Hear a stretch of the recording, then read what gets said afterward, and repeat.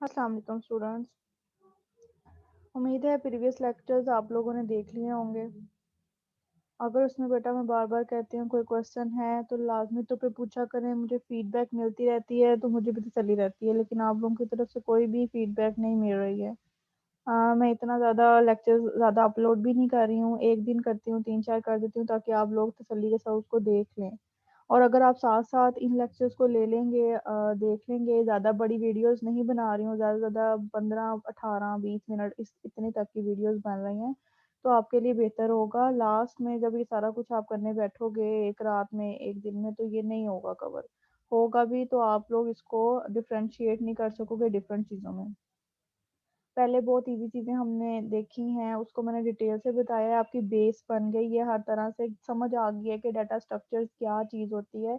हमने स्टैक को बहुत ज़्यादा डिटेल से देखा, लेकिन अब हमने थोड़ी-सी जो है स्पीड अपनी तेज़ करनी है, वो इस वजह से क्योंकि मैं जितना कंसाइज़ और जितना मुख्तसर हो सके आपके साथ जो है वो एक टॉपिक को लेके चल रही हूँ, ताकि आपके लिए भी आसान हो और हमारा जो है वो सिलेबस आपस में मिक्स ना हो। जितना आप किसी एक डाटा स्ट्रक्चर की डिटेल में जाएँगे, वो उतना ही ज़्यादा आगे, आगे, आगे बढ़ता रहेगा।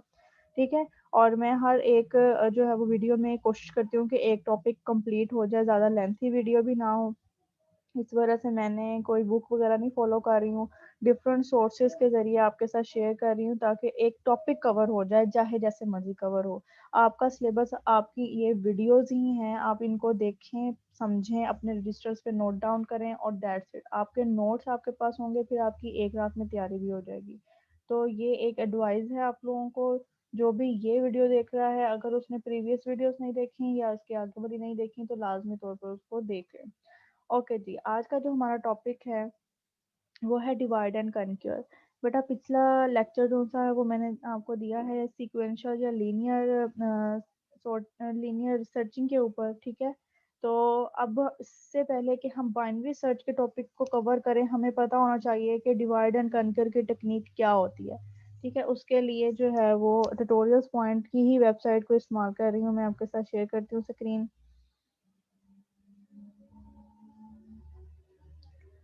हाँ जी, जी, डाटा स्ट्रक्चर की एक टेक्नीक और आपका जो सिलेबस का एक टॉपिक भी है वो है डिवाइड एंड कनक्योर। इसके नाम से ही आपको हमेशा जो है वो इस चीज़ को याद रखना है कि इसके अंदर होगा बेसिकली क्या, कि हमारा जो भी प्रॉब्लम होगा, जो भी काम करने के लिए हमारे पास आएगा या जो भी हमें क्लाइंट कहेगा कि आप मुझे इस प्रॉब्लम का एक सॉल्यूशन दें, तो हम क्या करेंगे, उस प्रॉब्लम को डिफरेंट छोटे-छोटे सब पार्ट्स में जो है वो डिवाइड कर देंगे। उसके बाद हम क्या करेंगे, हर एक बंदे को जो उस एक पार्ट को के सॉल्यूशन को फाइंड आउट करने का स्पेशलिस्ट होगा, उसको दे दिया जाएगा। वो उनको बाद में क्या करेंगे, डेवलप करेंगे उस प्रोग्राम को। उसके बाद हम उस तमाम जो डेवलपमेंट के बाद एक हमारे पास सॉल्यूशंस आ जाएँगे, हर पार्ट के अक्रॉस एक सॉल्यूशन आ जाएगा। हम उन्हें बाद में मर्ज कर देंगे, कनक्योर कर देंगे। तो उस इस टेक्नीक को हम कहते हैं डिवाइड एंड कनक्योर। इसकी एग्जांपल ऐसे ही है, जैसे मेरे पास कोई क्लाइंट आता है, मैं सॉफ्टवेयर हाउस जो है वो मेरा है, मेरे पास कोई क्लाइंट आता है, वो मुझे कहता है कि मुझे कैलकुलेटर का जो है वो एक प्रोग्राम बना के दें आप। ठीक है, एक सॉफ्टवेयर बनाएं जो कि कैलकुलेशंस परफॉर्म करता हो। तो मैं क्या करूँगी, मैं लाइक फॉर एग्जांपल एक प्लस माइनस डिवीजन और सब्ट्रैक्शन, नहीं, plus minus division and multiplication, in 4 modules को डिवाइड कर दूंगी डिफरेंट पार्ट्स के अंदर। ठीक है, अब एक कैलकुलेटर है, कैलकुलेटर के मैंने 4 पार्ट्स बना लिए, प्लस माइनस मल्टीप्लाई डिवीजन। अब मैं क्या करूंगी, एक मेरे पास जो है वो एम्प्लॉय है जो कि एडिशन को परफॉर्म करेगा, एक एम्प्लॉय है जो कि सब्ट्रैक्शन को करेगा, एक एम्प्लॉय है फॉर एग्जांपल वो मल्टीप्लिकेशन डिवीजन दोनों को कर रहा है। ठीक है, तो वो दोनों पार्ट जो से मैं उसको असाइन कर दूंगी। अब मैंने हर एक बंदे को ये ड्यूटीज असाइन कर दी हैं, वो लोग अपना अपना काम करेंगे और एक तो जल्दी और पैरेलल तरीके से काम हो जाएगा, दूसरा ये कि जो जिस चीज का स्पेशलिस्ट है वो उसको ज्यादा बेहतर तरीके से कर सकेगा। देन जब मेरे पास चारों के चारों पार्ट्स के सॉल्यूशंस आ जाएंगे, तो उनको कंबाइन करके, मर्ज करके, कनक्योर करके हम क्या कर लेंगे जी, एक मुकम्मल तौर पे इंटीग्रेटेड प्रोग्राम तैयार करके अपने क्लाइंट को दे देंगे। ठीक है, एक इसकी की एग्जांपल। दूसरा, आप ये समझ लें कि कोई क्लाइंट आता है, वो कहता है कि मुझे एक फुल फ्लेज किस्म का किसी फार्मेसी का जो है या किसी यूटिलिटी स्टोर का एक सिस्टम चाहिए जिसके अंदर सारी बिलिंग शिलिंग होती हो। तो आपको पता है उसके अंदर एक इन्वेंट्री मैनेजमेंट सिस्टम होता है, एक उसका फ्रंट एंड होता है, उसकी डेटाबेस होती है, ठीक है। अब ये तीन चार डिफरेंट काम हैं और जो कि हर एक स्पेशलिस्ट को असाइन कर दिए जाएंगे, उसके बाद वो हमें उसका सोल्यूशन प्रोवाइड करेंगे और उसको मर्ज करके हमारा एक प्रोग्राम कंप्लीट हो जाएगा। तो डिवाइड एंड कन्कर इस चीज़ को कहते हैं। अब इसको हम रीड कर लेते हैं। अब इसको अपने नोट्स पे भी लिख सकते हैं, चाहें तो यहाँ से स्क्रीनशॉट्स ले सकते हैं, जैसे भी है बस पढ़ लो। In divide and conquer approach the problem is in hand, जो भी प्रॉब्लम हमें मौजूद होती है is divided into smaller sub programs, उसको हम डिवाइड कर देते हैं स्मॉलर सब प्रोग्राम्स में। And then each program is solved independently, और फिर क्या होता है कि हर जो प्रॉब्लम है उसको इंडिपेंडेंटली मतलब अलग अलग सॉल्व किया जाता है। when we keep on dividing the sub programs, जब हम डिवाइड करते रहते हैं सब प्रोग्राम्स को भी, मतलब एक प्रोग्राम उसको डिवाइड करके सब प्रोग्राम बनाया, अब उस सब पार्ट को भी आगे डिवाइड कर दिया, तो एक वो वक्त आ जाता है जी, ये देखें, इनटू इवन स्मॉलर सब प्रोग्राम, एक सब प्रोग्राम पहले ही था उसको भी डिवाइड कर दिया मजीद सब प्रोग्राम में। तो उसके बाद वी में इवेंचुअली रीच, इवेंचुअली क्या है कि आखिरकार हम एक ऐसी जगह पे पहुंच जाएंगे, एक ऐसी स्टेज पे पहुंच जाएंगे where no more division is possible, जहाँ पे मजीद डिवीजन पॉसिबल ही नहीं होगी। ठीक है। दोज अटोमिक, अटोमिक का मतलब ये है कि इससे ज्यादा अब पीछे कुछ वो हो नहीं सकता। जैसे हमारा एटम होता है ना, जिसको हम केमिस्ट्री वगैरह में पढ़ते हैं, एटम क्या है, तो एटम स्मॉलेस्ट यूनिट जो है वो उसकी एक डेफिनेशन है जी कि स्मॉलेस्ट यूनिट है जिसको हम मजीद डिवाइड नहीं कर सकते। तो एटॉमिक वो पार्ट होगा जिसको मजीद स्मॉल हिस्से में जो है वो हम तोड़ नहीं सकेंगे, डिवाइड नहीं कर सकेंगे। ठीक है। तो दो atomic smallest possible sub problems are solved, fractions definitely एक प्रोग्राम है तो उसका लाइक सातवां हिस्सा या आठवां हिस्सा तो 1/8 आएगा, तो आपको पता है फ्रैक्शंस बटे वाली रकमों को कहते हैं। तो एक प्रोग्राम 1 है, 1 के सब पार्ट्स में कोई भी फ्रैक्शन आ सकती है, हो सकता है उसका चौथा हिस्सा हो सकता है उसका 10वां हिस्सा हो।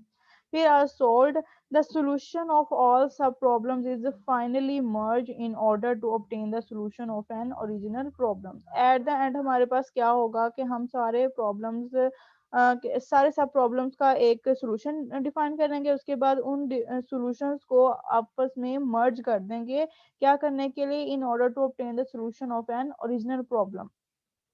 जो एक प्रॉब्लम थी उसका सॉल्यूशन फाइंड आउट करने के लिए हम उसको मर्ज कर देंगे।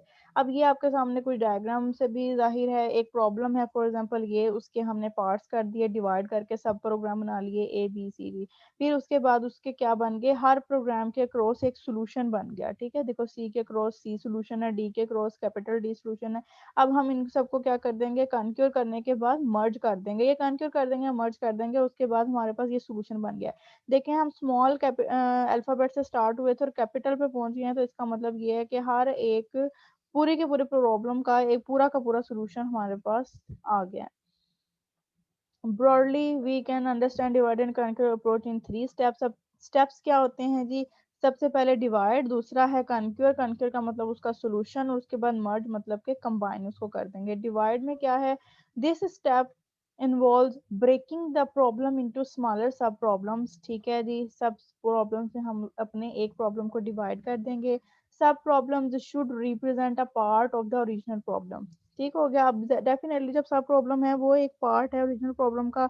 This step generally takes a recursive approach to divide the problem until no sub problem is further divisible. अब ये एक हमारे पास रिकर्सिव अप्रोच है। रिकर्सिव अप्रोच कौन से होते हैं, जिस तरह रिकर्सिव फंक्शन होते हैं ना, एक के अंदर से दूसरा फंक्शन कॉल होता है, दूसरे के अंदर से तीसरा फंक्शन कॉल होता है, तीसरे में से चौथा फंक्शन कॉल होता है। तो इसी तरीके से वो कहता है कि एक प्रॉब्लम से दूसरे सब प्रॉब्लम्स बनेंगे, सब प्रॉब्लम से आगे थर्ड पे सब प्रॉब्लम्स बनेंगे, थर्ड से आगे फोर्थ पे सब प्रॉब्लम। तो ये एक रिकर्सिव अप्रोच होगी, कब तक होगी, जब तक हम लोग ऐसे पार्ट पे ना पहुंच जाएं कि वो फर्दर डिवाइजेबल ही ना रहे। At this stage, sub-problems become atomic in nature, but still represent some part of the actual problem. अब वो एक atomic nature में आ गए हैं, इसको मजीद डिवाइड नहीं कर सकते, लेकिन ये बेसिकली हमारे एक्चुअल प्रॉब्लम का ही पार्ट है। अब उसका सोल्यूशन हम देख लेते हैं, उसको कन्क्योर करते हैं, उसको डील करते हैं कैसे। This step receives a lot of smaller sub problems to be solved. हमारे पास काफी सारे जो हैं वो छोटे छोटे प्रॉब्लम्स आ जाते हैं। Generally at this level the problem are consider solved on their own, कि हर एक प्रॉब्लम का जो सोल्यूशन है ना वो हमने उसी के अंदर जो है वो बना के देना है। फिर थर्ड पे क्या है, मर्ज कर देंगे, कंबाइन कर देंगे।